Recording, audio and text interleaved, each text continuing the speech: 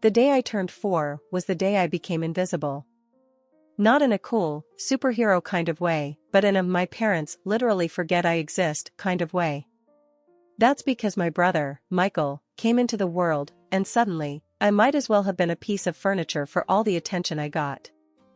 My dad, Joe, was the kind of guy who had his heart set on passing his car repair shops down to a son. So, when Michael was born, it was like he won the lottery. Mom, Sarah, just went along with whatever made Dad happy. It was always about the heir and the legacy with him. Me? I was just Anna, the first attempt that didn't quite hit the mark. Joe, can you believe it? We have a son now. Mom's voice would echo through the house like she was announcing the arrival of royalty. Yeah, Sarah, the heir. Finally, Dad would respond, his voice booming with a mix of pride and relief, as if he'd been holding his breath waiting for a son and could finally breathe easy. I remember standing there, clutching my doll, feeling my heart sink. Didn't I count for something too? Thankfully, my grandparents, Frank and Mary, lived just down the street. They were my safe haven. Grandma Mary would always greet me with warm hugs and freshly baked cookies, making me feel like the most special girl in the world. Anna, come here, love. Tell me about your day, she'd say, her eyes twinkling with genuine interest. Grandpa Frank, with his endless stories and hearty laughs, made me feel like adventure was just around the corner. And then there was Aunt Lily, Dad's sister, who never had kids of her own but treated me like I was hers. Who needs em anyway? Aunt Lily would say about my parents, her voice rough from years of smoking. You got us, kid. We're your real family. Aunt Lily was the cool aunt. She'd take me on walks, tell me stories about the good old days, and teach me how to stand up for myself. If anyone gives you trouble, you come to me, she'd say, her tone serious, but her eyes soft. We don't take crap from anyone, got it?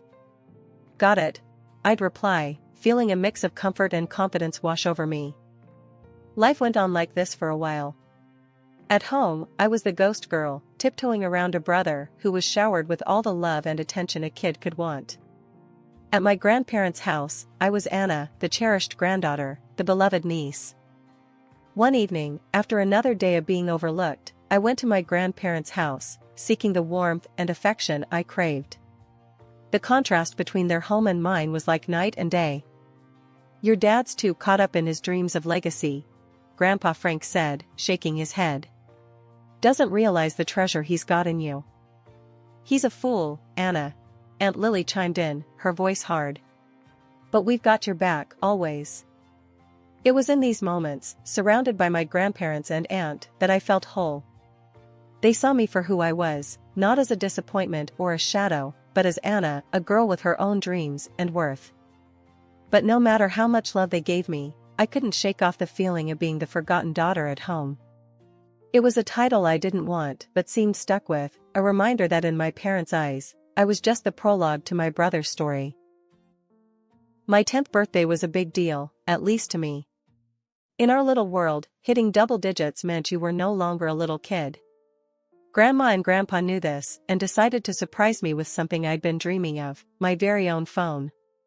Not just any phone, but a shiny, new one that I could use to call them or Aunt Lily anytime I felt invisible at home. Happy birthday, Anna. Look what we got for you. Grandma beamed, her eyes shining with excitement as she handed me the small, wrapped box. I tore off the wrapping paper, my heart racing. The moment I saw the phone, my world lit up. Oh my gosh, thank you. This is the best gift ever. I couldn't contain my excitement, hugging them both tightly. Aunt Lily winked at me. Now you can call me whenever you want, kiddo. No more feeling left out, yeah? Yeah. I grinned, feeling a sense of independence bubble up inside me. But my joy was short-lived. The very next day, Dad saw the phone in my hand. His face turned into a scowl, the kind that made my stomach twist into knots.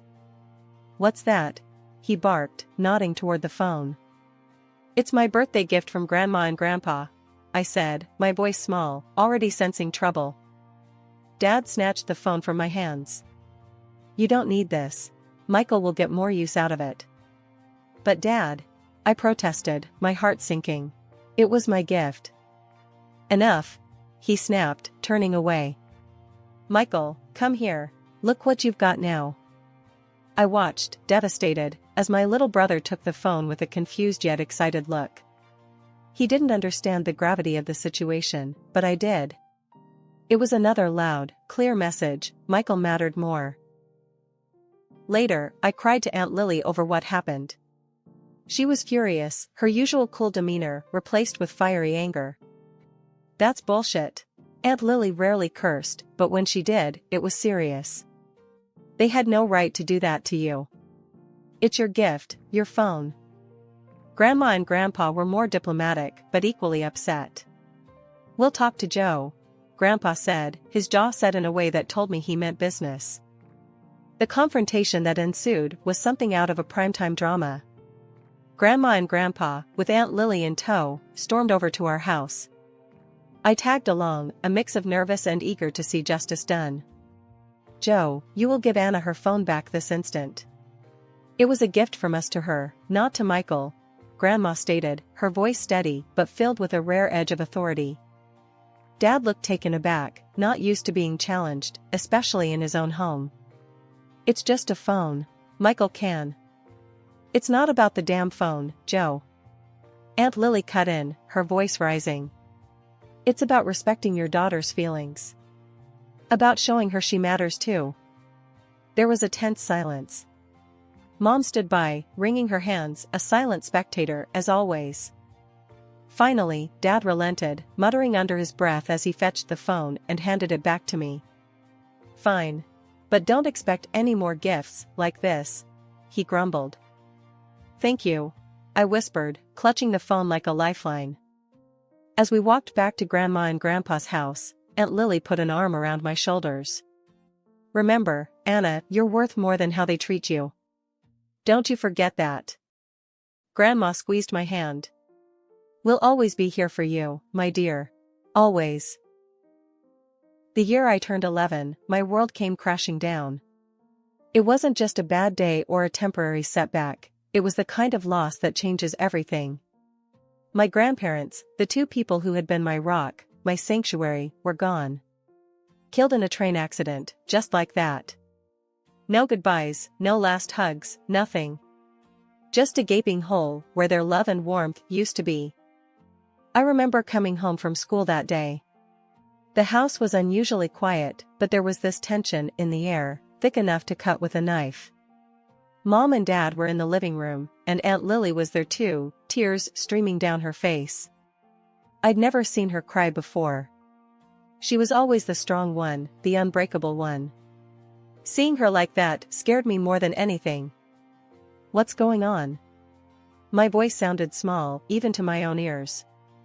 Dad looked up, his face hard, no trace of the usual indifference. Your grandparents were in a train accident. They didn't make it. The words hit me like a physical blow. I couldn't breathe, couldn't think. My legs gave way, and I sank to the floor, the world spinning around me. Aunt Lily rushed over, pulling me into her arms. It's going to be okay, Anna. We'll get through this together, she whispered, but her voice cracked, betraying her own despair. But things went from bad to worse. The funeral was a blur, a procession of faces, some familiar, most not, all offering the same empty condolences. I'm sorry for your loss. They were wonderful people. Words meant to comfort, but they felt like ash in my mouth. After the funeral, the Real bomb dropped. Dad announced that he was selling Grandma and Grandpa's house. The house where I'd spent the best parts of my childhood, where I felt loved and wanted. Aunt Lily was livid. You can't do that, Joe. That house is supposed to be for Anna. Dad snorted, a sound full of contempt. The will's a mess, Lily. And I'm next of kin. The house is mine to sell. And sell it I will. But where will I go? You're kicking me out on the street? Aunt Lily's voice was high, panicked. She'd lived with my grandparents since forever. That house was her home too. You should have thought about that before. Not my problem. Dad shot back, his tone cold and final. I couldn't believe what I was hearing. How could he be so cruel? Didn't he care at all?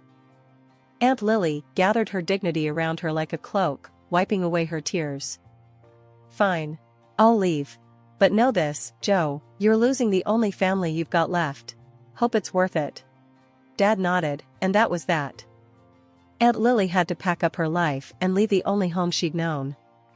I remember hugging her tight, not wanting to let go. She hugged me back, whispering, "It'll be okay, kiddo. We'll figure something out." Aunt Lily moved into this tiny apartment not too far from our place. It wasn't much, but it was hers. So, I started sneaking out to see Aunt Lily. It felt like a mini rebellion, but I needed to be with someone who understood, someone who felt the loss as much as I did. "Hey, Aunt Lily," I'd say, stepping into her cramped living room that somehow felt more like home than my actual house. "Anna, what are you doing here? Your dad will have my head if he finds out you're visiting." She'd half scold, half laugh, pulling me into a hug. "I don't care. I needed to see you," I'd reply, feeling the tension drain out of me. We'd sit and talk for hours. She'd tell me stories about Grandma and Grandpa, keeping their memory alive. Sometimes we'd just sit in silence, each lost in our thoughts, but it was a comfortable silence, filled with love and shared grief. After Grandma and Grandpa passed away, my life took a nosedive into something I barely recognized. Home wasn't home anymore, it felt more like I was some kind of servant.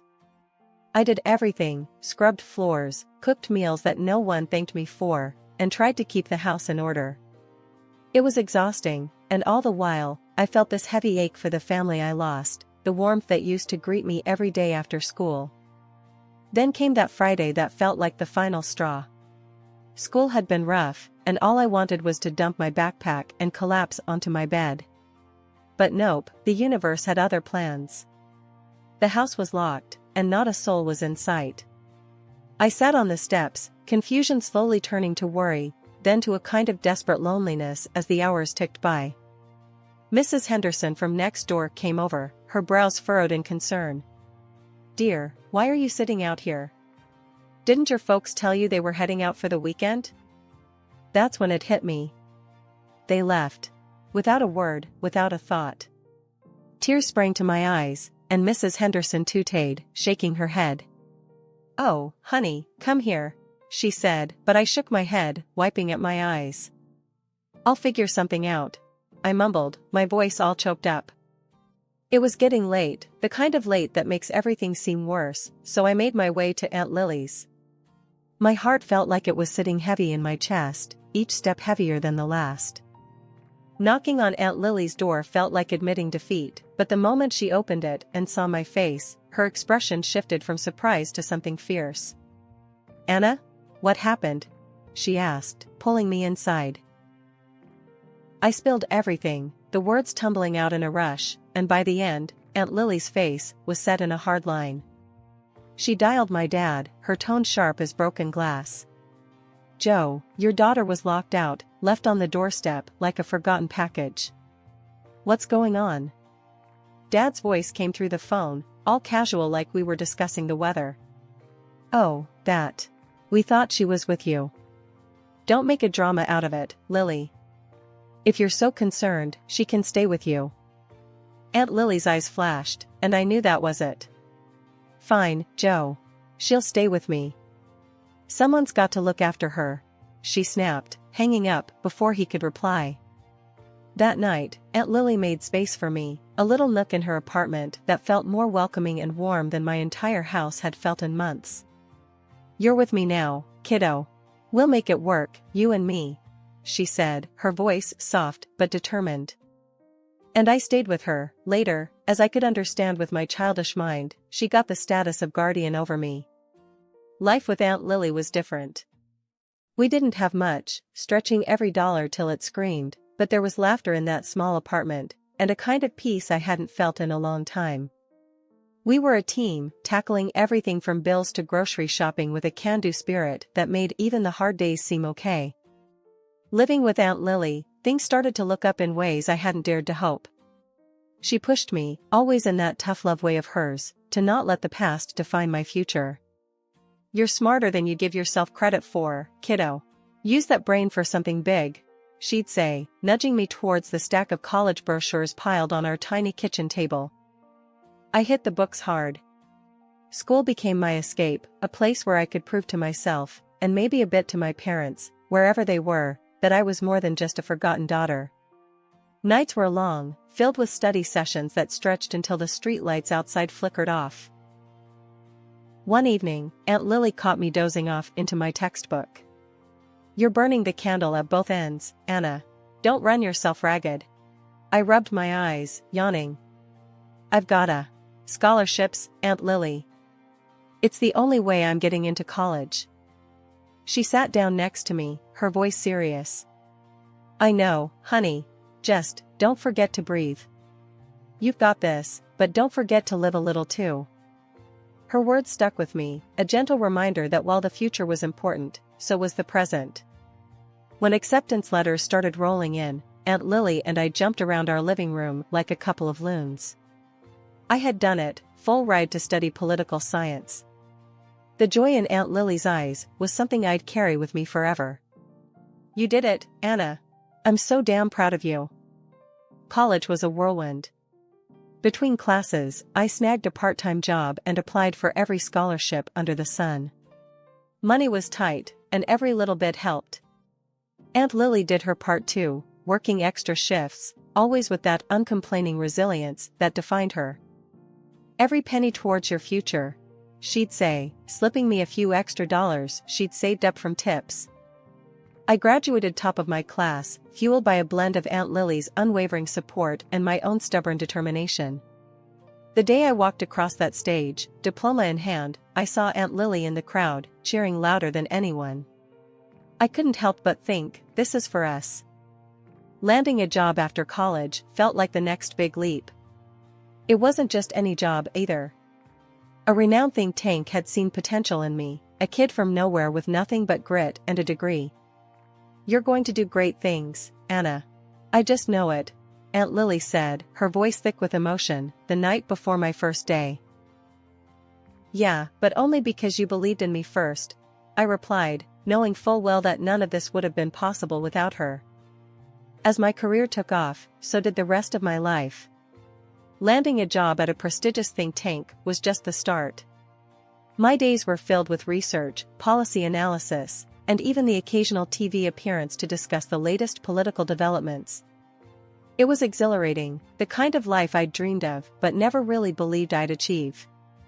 One evening, after a particularly successful panel discussion on television, Aunt Lily and I sat in our living room, a modest but cozy space we'd made our own over the years. She was flipping through the channels, trying to find a rerun of the discussion. "Look at you, all smart and important on the TV. Makes an aunt proud," she said, not looking away from the screen. I laughed, feeling a warmth spread through me. "Come on, Aunt Lily. It's just a panel. Besides, I wouldn't be here without you." "That's right, you wouldn't," she teased, finally settling on the channel just as my segment replayed. "But don't sell yourself short. You're doing the work, Anna. You're making a difference." It was moments like these that I cherished the most. Despite the success and the busy schedule, Aunt Lily kept me grounded. She reminded me of where I came from and what really mattered. Then came Mark, a fellow political scientist I met at a conference. He was passionate, smart, and, unlike me, incredibly outgoing. We hit it off immediately, finding common ground in our work and our shared vision for the future. Introducing him to Aunt Lily was a nerve-wracking experience. They were the two most important people in my life, and I desperately wanted them to get along. "So, you're the young man who's stolen Anna's heart," Aunt Lily said, eyeing Mark with a mix of skepticism and curiosity as we sat down for dinner one night. Mark chuckled, not missing a beat. "Stolen is such a strong word. I'd like to think she gave it willingly." Aunt Lily snorted, but I could tell she was impressed. "Well, as long as you keep her happy and support her dreams, we won't have a problem." Mark reached for my hand across the table. "Nothing is more important to me," he said, and I believed him. Our life together blossomed from there. We got married in a small, intimate ceremony with Aunt Lily officiating. It was perfect, a celebration of love, family, and new beginnings. When we moved to a new state for Mark's business ventures, it was a big change, but it felt right. We built a large, warm house that soon echoed with the laughter of our two daughters, Emily and Sophie. Aunt Lily moved in with us, taking on the role of doting grandmother with gusto. My career continued to thrive. I participated in debates, led election campaigns, and even received an award from the state governor for my charitable work. It was a far cry from the lonely, forgotten girl I once was. Despite the early hardships, the loss, and the struggles, I'd found success, love, and a family that was mine by choice, not just by blood. Aunt Lily, Mark, Emily, Sophie, they were my world, a testament to the fact that with enough love and determination, you can build a future worth dreaming of. Walking back from a big interview, my mind was buzzing with thoughts of how it went and the questions I could have answered better.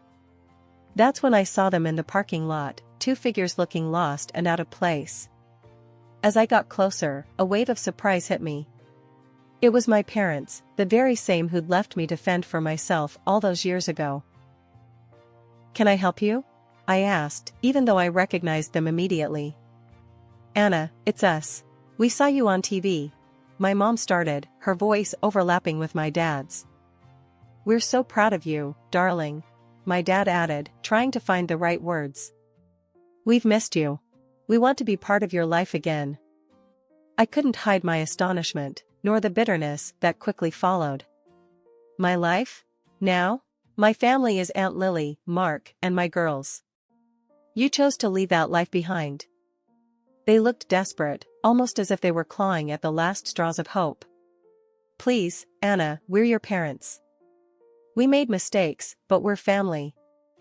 That's when I pressed them, needing to understand their sudden reappearance. "Why now? What's changed?" The story spilled out. My brother, chasing his musical dreams over the path they had chosen for him, leaving them to face their crumbling world alone. My father's neglect of the business leading to its downfall, my mother's lack of work experience leaving them without a safety net. Their house, once a symbol of their future, now on the market with nowhere else to turn. Listening to them, I felt a mix of emotions. There was a part of me that wanted to help, to extend the compassion I'd learned to embody through my political career. Yet, another part of me remembered the nights spent locked out, the birthdays forgotten, the milestones uncelebrated. Standing there on the street, I didn't hold back. "You remember when you tossed Aunt Lily out, right? Or how about the time you left me sitting on the porch, locked out of the house?" "Yeah, I haven't forgotten that," I told them, each word heavy with years of unspoken hurt. I could see the realization dawning on their faces, the weight of their actions finally sinking in. But it was too late for regrets. I reached into my purse, pulled out some cash, and handed it to them. "This should cover your trip back. I think it's best if you leave now."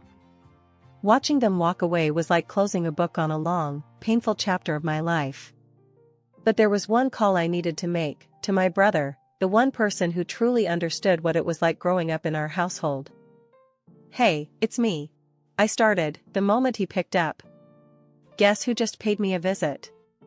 His laugh came through the phone, light and knowing. "Let me guess, our dear old folks?" "Yeah, but I handled it. Told them we're doing just fine without their sudden guilt trip," I said, feeling a mix of relief and strength. "I'm proud of you, sis. You've always been the strong one," he replied, his voice warm and reassuring. "How's the tour going?" I asked, changing the subject to something lighter. "It's amazing. You wouldn't believe the crowds we're drawing. Guess I'm finally living the dream, huh?"